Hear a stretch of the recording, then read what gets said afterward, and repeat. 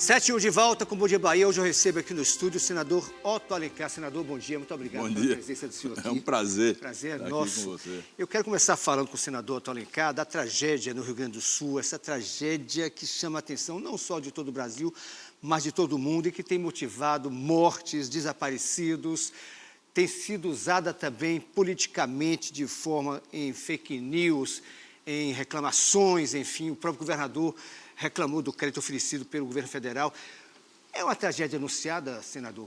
Sem dúvida nenhuma, sem dúvida nenhuma. Já é uma coisa que era esperada.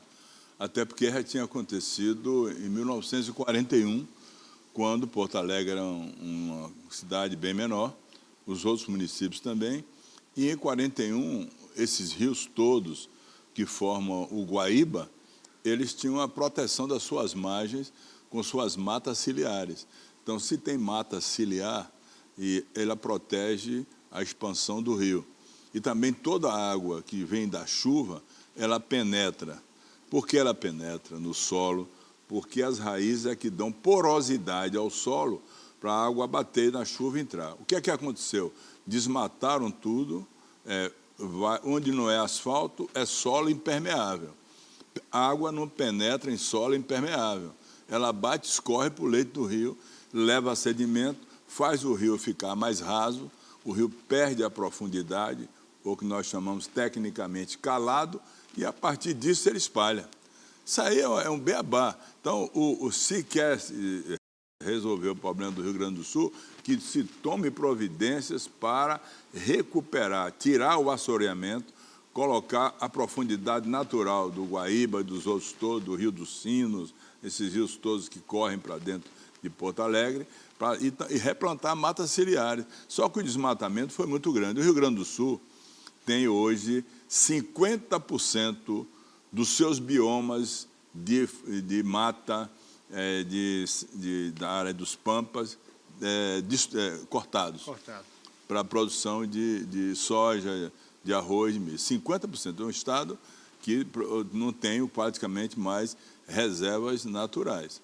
Isso leva a essa situação, além da precipitação pluviométrica muito alta pelas alterações climáticas. Você está vendo agora o Afeganistão, está debaixo de água, outros países estão acontecendo, porque a emissão de gases de efeito estufa, sem nenhuma dúvida, altera o clima no mundo. Por isso essa preocupação, o Acordo de Paris... Mas tem quem negue isso, né? Hein? Tem quem negue isso. Quem nega isso é o seguinte, é quem está ganhando muito dinheiro com o desmatamento, plantando mais soja, mais milho, mais o algodão, mais trigo, implantando mais áreas de pecuária extensiva, e não está preocupado. Porque em algumas coisas, na cabeça de algumas pessoas, acho que até a maioria, o que interessa é o que está no bolso, está entrando no bolso. Não interessa se o futuro está sendo comprometido. Olha, o consumo de água aumenta em progressão geométrica. Por quê? Porque é água para consumo humano, consumo animal, consumo industrial, irrigação e produção de energia. E as pessoas estão aumentando a população e consumindo mais água. E a produção diminui. Por que diminui a produção? Porque a cada ano o Brasil perde, o mundo perde nascentes. E quem produz água é nascente. Calha de rio recebe água. Por exemplo, o Rio São Francisco, a calha dele, 2.782 quilômetros, 2.782 quilômetros de comprimento. A calha dele não produz uma gotinha d'água. Tudo que entra na calha do rio vem da nascente e dos rios tributários. A nascente vem, faz o riacho perene vai e entra no rio. Então está se destruindo isso aí. Para você ter uma ideia, só para você ter uma ideia, a bacia amazônica, que é a maior quantidade de água doce do mundo, está perdendo por ano 350 quilômetros quadrados. Perde de lâmina d'água. Vai ter um desastre ambiental muito grande. Você viu há poucos dias aquela seca, aquela diminuição dos rios amazônicos, que você via de uma margem a outra. A mesma coisa está acontecendo no Rio Grande do Sul. Agora, a destruição da natureza, através do homem, para a produção de alimentos, para a produção de energia, o que for, está produzindo de forma desordenada. E tem lei para isso. Tem uma lei, por exemplo... Que não é respeitada. Não é respeitada. Tem uma lei, por exemplo, que você tem que preservar 20% da mata nativa nas suas propriedades, ninguém respeita nada. Agora, senador, o papel do governo federal tem sido criticado, principalmente, claro, pela oposição. O próprio governador do Rio Grande do Sul, Eduardo Leite, fala que o que foi oferecido por Lula como linha de crédito, como ajuda financeira, não é suficiente, não é justo. Como é que o senhor vê esse tipo de atuação que a oposição vem tomando diante dessa tragédia no Rio Grande do Sul? Olha, não é verdade. O Rio Grande do Sul deve à União, dívida bruta, deve à União, ou seja, o Rio Grande do Sul tem que pagar ao governo federal uma dívida em torno de 110 bilhões de reais. Nós aprovamos no Senado agora que o Rio Grande do Sul não pague essa dívida por 3 anos, 36 meses. Dá uma economia ao Rio Grande do Sul, no não pagamento da dívida, de mais ou menos 12 bilhões de reais. Foi feito o PIX aí para ajudar as pessoas de R$ 5.100. Foi liberado o FGTS. Antecipou-se o fundo de participação dos municípios. E também outras ações na área de saúde que foram dadas, de medicamentos e apoio. Se antecipou várias coisas. E o governo está abrindo linha de crédito para a indústria, para o comércio, para o setor da agropecuária. É grave mesmo. A destruição nos mais de 59 municípios é muito grave. São os municípios que ficam mais à margem dos rios, né? Sobretudo no Vale dos Sinos, que o Sino é um rio que passa em um vale, e tem muitas cidades no Vale do Sino, inclusive do setor calçadista, o setor de tecelagem, de fiação.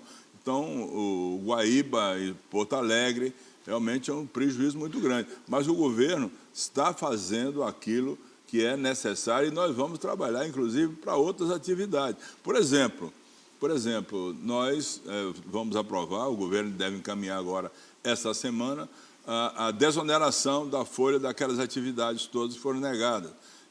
O ministro Zanin ampliou o prazo, mais 60 dias, e nós vamos aprovar. E que vai atender também lá as indústrias do Rio Grande do Sul. A questão da diminuição da contribuição patronal da folha dos municípios. Esse ano vai ficar 8%, e nós vamos fazer um outro projeto de desoneração gradual. O governo está fazendo, agora o governo também não pode abrir mão para deixar vulnerável o ajuste fiscal. O Brasil precisa, Casemiro, fazer uma coisa fundamental: compatibilizar receita e despesa. Não tem outro caminho, senão você vai ter juros altíssimos para pagar e, consequentemente, grande dificuldade no crescimento econômico. Bora falar agora de sucessão municipal, que é o portão de entrada para a sucessão estadual daqui a 2 anos. E, claro, vamos localizar aqui em Salvador, por exemplo, essa disputa principalmente entre o atual prefeito Bruno Reis e Geraldo Júnior. O Bruno tem sido pontuado bem, digamos assim, nas pesquisas. Qual é a avaliação do senhor sobre esse momento político, principalmente em Salvador? Pode falar de todo o estado também. E de que maneira o grupo do senhor, claro que apoia Geraldo Júnior, pretende tentar mudar esse quadro? Olha, pela primeira vez, todos os partidos da base de sustentação ao governador Jerônimo tiveram a consciência de fazer unidade. Então, todos os partidos de apoiar o Geraldo Júnior. Isso já bem lá atrás. Está se fazendo essa construção, esse é o momento de estudos, de fazer pesquisas qualitativas, o que está sendo feito, de avaliação, composição da chapa com o candidato vice-prefeito ou a candidata ainda não está... Não tem o nome definido ainda? Não tem ainda definido. Tem algum que o senhor defenda? Não, eu acho que num contingente tão grande, que a reunião do Conselho Político, coordenada pelo governador Jerônimo, é que deve decidir, como deve decidir também outros municípios de grande porte. Então, eu acho que existe uma possibilidade muito grande de ter essa unidade e, através dessa unidade, oferecer uma proposta alternativa à proposta atual do prefeito Bruno Reis. Tem uma administração que você pontua como bem avaliada, mas tem também, pelas pesquisas qualitativas que nós temos tido acesso, muitas deficiências, sobretudo na parte assistencial, naquilo que é crucial, que é a questão da saúde, e a Prefeitura tem responsabilidade por atenção básica à saúde, e isso tem tido dificuldades com o povo de Salvador. Além disso, no setor da educação, e várias atividades que, lamentavelmente, ainda não têm uma qualidade que se desejasse. Não é que eu não desejo que seja bom, não, mas tem realmente deficiência quando a gente analisa as pesquisas qualitativas que são colocadas para a nossa análise e o nosso estudo. Portanto, o candidato Geraldo Júnior conhece Salvador, foi presidente da Câmara, vereador, agora vice-governador. Então, estamos apoiando alguém que conhece a cidade, as suas dificuldades, na área de transporte também tem problemas, da habitação tem problemas. É necessário se fazer aqui um grande programa de habitação, agora nunca melhor do que agora, porque você tem o programa Minha Casa, Minha Vida, e diminuir essa quantidade da expansão da periferia da cidade, com dificuldades de trânsito e construções que foram feitas ao longo dos anos sem um plano diretor. Salvador cresceu sem um plano diretor. Você tem ruas que o carro não pode entrar, entra as pessoas andando. Então, ele não teve plano diretor. Embora seja a grande capital, minha cidade, eu nasci no interior, lá em Rui Barbosa, e fui acolhido aqui em Salvador desde que cheguei em 1966. É uma cidade que eu amo muito, respeito muito o nosso povo aqui de Salvador, que tem também muitas pessoas que vêm do interior. Interessante, quando eu era secretário de saúde, eu fui fazer a muração, o muro do Hospital Roberto Santos. E fui identificar 140 famílias, naquela época, em 92, que moravam em torno do Roberto Santos. Não tinha uma pessoa nascida em Salvador. E tinha algumas da minha cidade, Rui Barbosa. Eu também vim de fora, muita gente de fora. Então, interessante que nessas 142, tinha 2 famílias que veio da minha cidade. Eu fui fazer lá a muração, tive que também melhorar as casas para eles aceitarem isso, botar água, botar energia, e fiquei surpreendido que não tinha uma pessoa nascida em Salvador. Então, Salvador cresceu muito com essa migração das pessoas que vêm do interior para Salvador. Agora, senador, o senhor está destacando aí o trabalho, claro, de Jerônimo Rodrigues, mas, por outro lado, a oposição também tem criticado muito, principalmente nos setores de segurança e educação. E o ex-prefeito Assemi Neto recentemente falou que Jerônimo não aproveita o alinhamento com Lula para trazer benefícios para a Bahia, que é um grande nome aí da oposição, liderando, claro, a oposição, é o ex-prefeito Assemi Neto, provável candidato a governador, não se sabe o futuro dele. O senhor fez parte do grupo dele uma época, né? Não, do avô dele. Do avô dele, pois é, do avô dele. Política, como diria, as nuvens passam e a política muda também. Como é que o senhor recebe essa crítica do ex-prefeito Assemi Neto, que Jerônimo estaria aproveitando esse alinhamento com Lula em benefício da Bahia? Olha, o governador Jerônimo precisa ter o alinhamento com o governo federal para trazer recursos para a Bahia. E está trazendo recursos para a Bahia em várias atividades que eu acho fundamental para o desenvolvimento econômico do nosso Estado. Só essa reativação do polo industrial de Camaçari, com a vinda da BioID, que vamos produzir carros elétricos aqui. Só essa aliança dele com o presidente Lula. A aliança do presidente Lula com os programas de governo, da área de saúde, do Minha Casa, Minha Vida, da restauração das estradas federais, dos convênios todos para educação, com a ampliação da oferta do Instituto de Federação. A minha cidade, Rui Barbosa, estou numa alegria enorme, vai receber o IFE Babaiano, nós vamos ter lá o IFE para educar os nossos filhos da nossa terra e da região, ali dentro, sem precisar sair da região para outras cidades, né? O presidente agora destinou 8 institutos de educação para aqui, o IFE Babaiano. Ele tinha trazido, o Lula tinha trazido antes 32, olhe bem, com 8 anos Lula trouxe 32. Trouxe 5 universidades federais para a Bahia em 8 anos. Nós passamos 200 anos com uma universidade federal só. O Lula trouxe 8. Vem cá, é ruim o Jerônimo ter relação com o Lula? O ex-prefeito acha isso? Se ele está achando isso... Ele fala que esse alinhamento se ele está achando isso, aliás, todo adversário, sobretudo recentemente, ele perdeu as eleições, eleição dura, mas ele perdeu as eleições.